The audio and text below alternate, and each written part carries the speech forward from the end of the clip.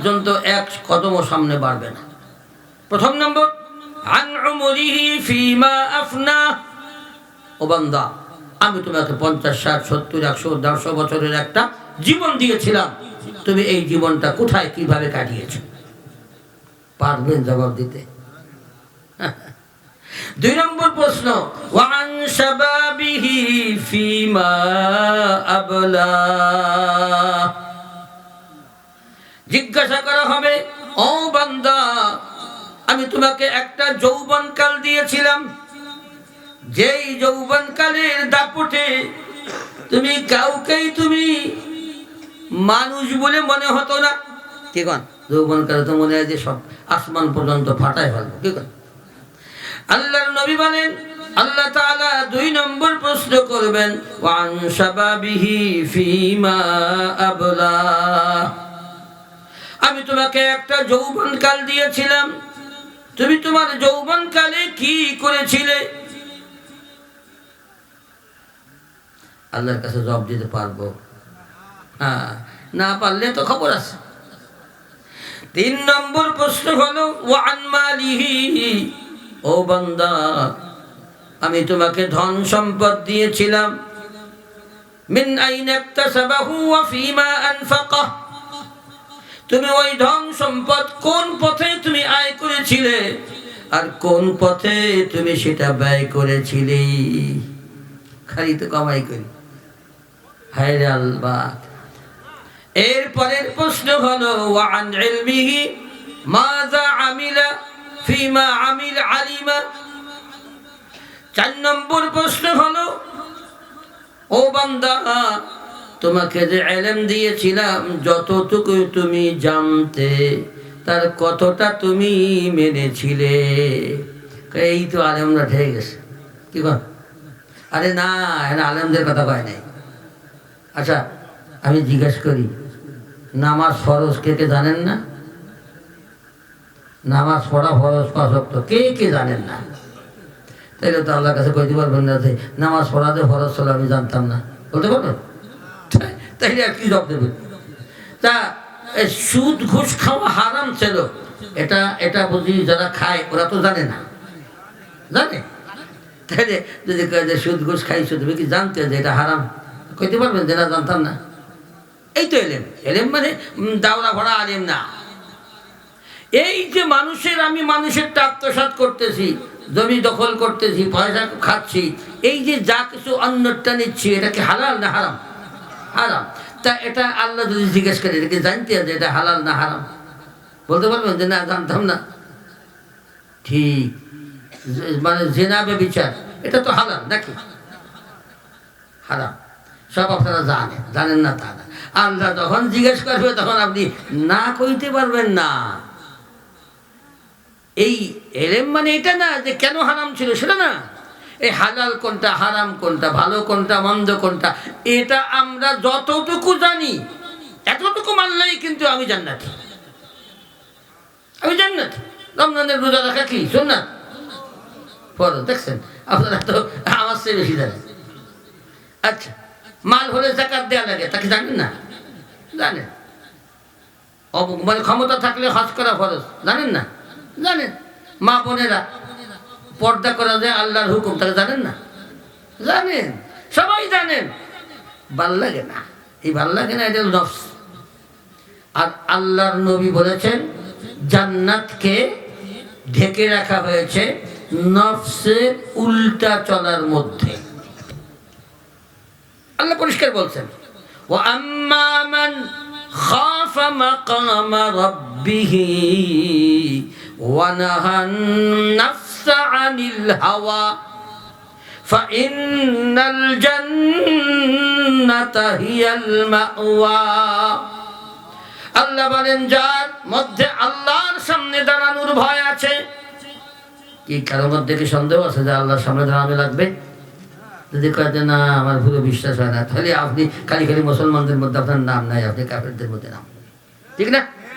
আল্লাহর সামনে দাঁড়ানো লাগবে, আখিরাতকে যে বিশ্বাস করে না সে কাফের, এর মধ্যে কোনো সন্দেহ না। ঠিক না? তো আল্লাহ বলেন, ওয়া আম্মা মান খাফা মাকামা রাব্বিহি, যার মধ্যে আল্লাহর সামনে দণ্ডায়মান হওয়ার ভয় আছে। এরপরে আল্লাহ বলেন ওয়ানাহান নাফসা আনিল হাওয়া, মন মতো জীবন যাপন করা থেকে যে নিজেকে বিরত রাখে। মন মতো জীবন যাপন করা যাবে না। যে মন মতো জীবন যাপন করা থেকে বিরত থাকে, আল্লাহ চাহি জীবন যাপন করে, আর কিছু আল্লাহ কয়নি। ফাইনাল জান্নাতা হিয়াল মাওয়া, আল্লাহ বলেন একমাত্র জান্নাতই হলো তার ঠিকানা। নামাজ কই গেল, রোজা কই গেল, যাকাত কই গেল না? আল্লাহ বলেন ওয়ানাহান নাফসা আনিল হাওয়া, মন মতো জীবন যাপন করা থেকে নিজেকে বিরত রাখে। মন মতো জীবন যাপন করা যাবে না। আল্লাহ যেভাবে চান সেভাবে জীবন যাপন করা লাগবে। এর মধ্যে সবাই শিখছে। হাদিসের মধ্যে এসেছে হুজিবাতিল জান্নাতু বিল মাকারিহ, জান্নাতকে ঢেকে রাখা হয়েছে নফসে যেটা পছন্দ করে না ওই কাজের দ্বারা জান্নাতকে ঢেকে রাখা হয়েছে। ওয়া হুজিবাতিন নারু বিশ-শাহাওয়াত, আল্লাহর নবী বলেন আর জাহান্নামকে ঢেকে রাখা হয়েছে শাহাওয়াতের দ্বারা, মন যা চায় সেটা করা, এই সব কাজের দ্বারা জাহান্নামকে ঢেকে রাখা হয়েছে।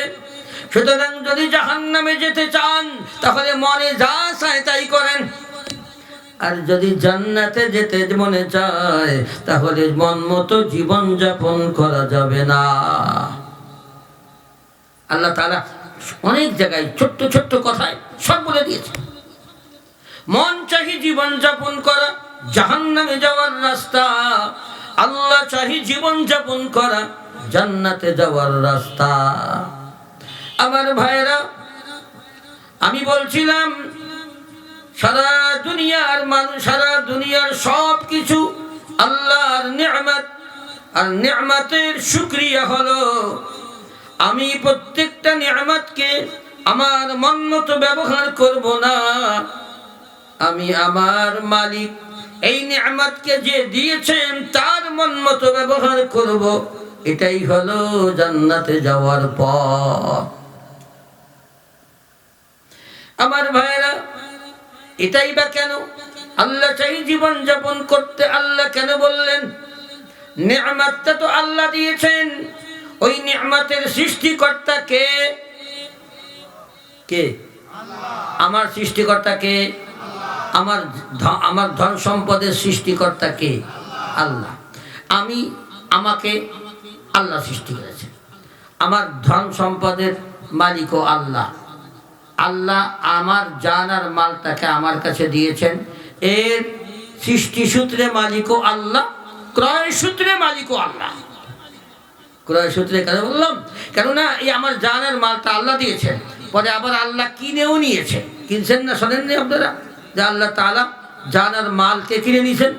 ইন্নাল্লাহা আশতারা মিনাল মুমিনিনা আনফুসাহুম ওয়া আমওয়ালাহুম বিআন্না লাহুমুল জান্নাহ।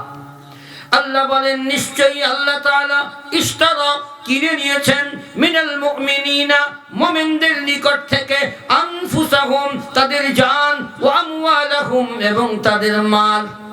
আল্লাহ মুমিনদের কাছ থেকে কিনে নিয়েছেন। তাহলে মূল্য কি দিল আল্লাহ? আল্লাহ বলে বিআন্না লাহুমুল জান্নাহ, জান্নাতের বদলায়। আল্লাহ বলেন আমি তোদের জান আর মাল, মুমিনদের জান আর মালকে আল্লাহ কিনে নিয়েছেন জান্নাতের বদলায়।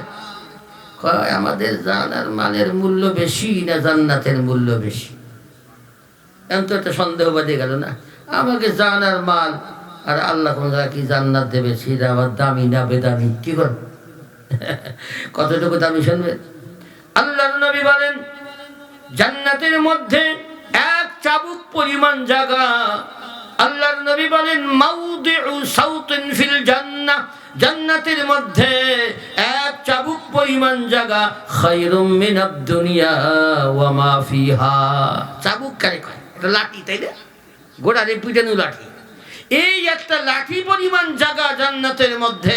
আল্লাহর নবী বলেন সমগ্র দুনিয়া এবং দুনিয়ার মধ্যে যা কিছু আছে তার চেয়ে বেশি দামি। আর এই জায়গা কট্টুক দেবে একজন রে, ওই এক লাঠি পরিমাণ দেবে?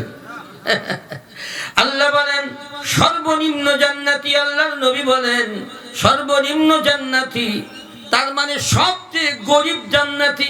জান্নাতের মধ্যে তার চেয়ে গরিব জান্নাতি আর কেউ নাই। আল্লাহর নবী বলেন সবচেয়ে গরিব জান্নাতীকে এই দুনিয়ার 10 দুনিয়ার সমান জায়গা দেওয়া হবে। আমার ভাইরা, এজন্য জান্নাতের মূল্য অনেক বেশি।